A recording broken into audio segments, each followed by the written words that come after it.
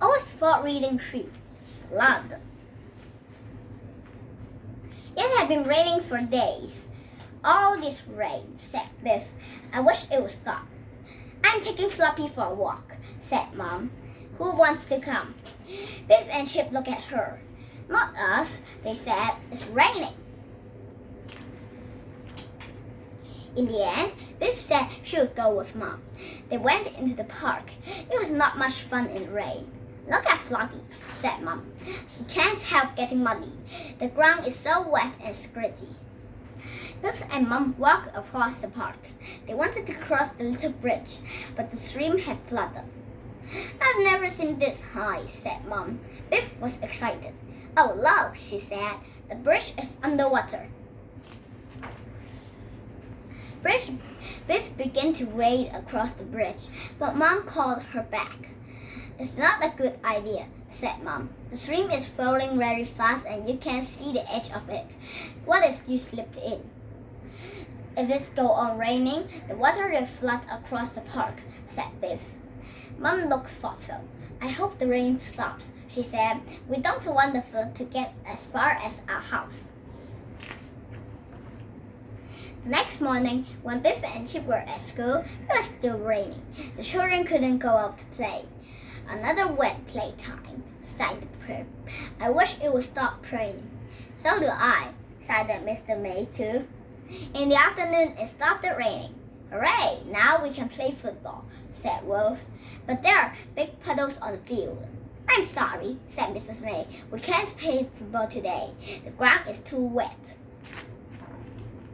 That evening, Biff, Chip, and Kipper were watching television. The weather forecast came on. Some bad storms were coming, with a lot more rain. Not more rain, sighed Chip. The storm came in the middle of the night. The rain beat on the roof and the house, and it lashed against the windows. It was so loud that Biff and Chip couldn't sleep. Mom brought them a hot drink. Poor Floppy, said Biff. He hates this. In the morning, Dad took Floppy for a walk. Chip went with him. When they got to the park, Chip gasped. The park was flooded. It was like a giant lake.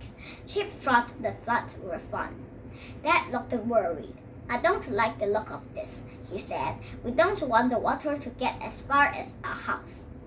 Chip grinned at Dad. It couldn't go that far, he said. Could it?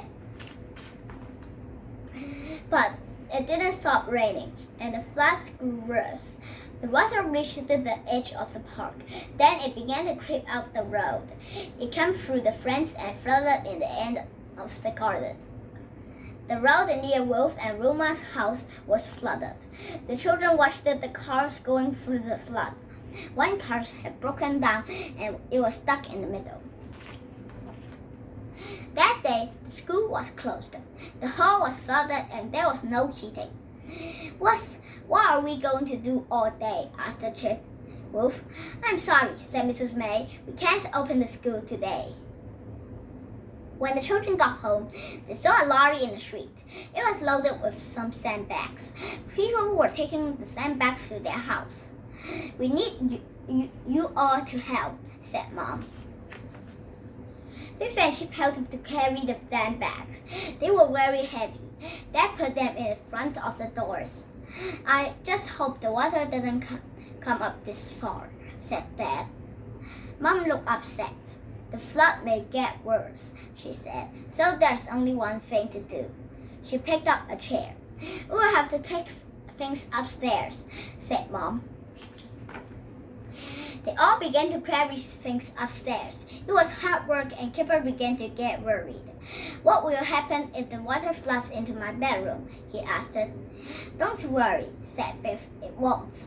Some things were too big and heavy to carry upstairs. What shall we do with the sofa? Asked Dad. Mom had a good idea. She got a folding table. We can put the sofa up on this, she said. It rained in the night. Dad couldn't sleep. He was too worried about the flood. Then he heard the sound of water. He went downstairs and looked. Oh no, the flood water had come in. Everyone woke up. The lights didn't work, so Mom lit a lamp. They all looked downstairs. The hole was full of water. "This is terrible," said Chip. "Lot of house must be flooded."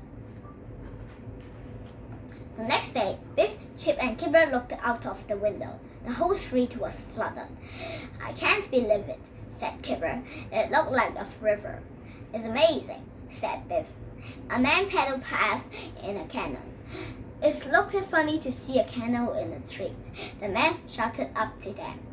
"Are you all right?" he asked. "Yes, thank you," Chip called back, "but we wish the flood would go away." Some fire officers come to the street. They wore big, long boots. "Can we take you somewhere warm and dry?" asked a fire officer. "Yes, please," said Mom. "I don't think we can stay here." The fire officers brought the honey to the front of the door. Everyone got in. Dad carried Floppy. "I never thought we'd stay out our sleep in a boat," said Chip. Wolf and Wilma were in their house.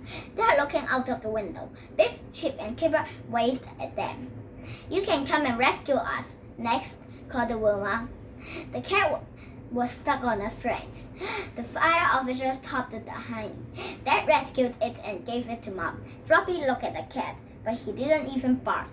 "He's being a good dog," said Kipper. They went to a hole in the town. A lot of people were there. Wolf and Wilma came in with their mom and dad. Biff showed Wilma the rescued cat. "Poor little thing," said Wilma. "We may have to stay here tonight," said Wolf. "We can't go back home to sleep." Kipper was upset. There were too many people in the hall.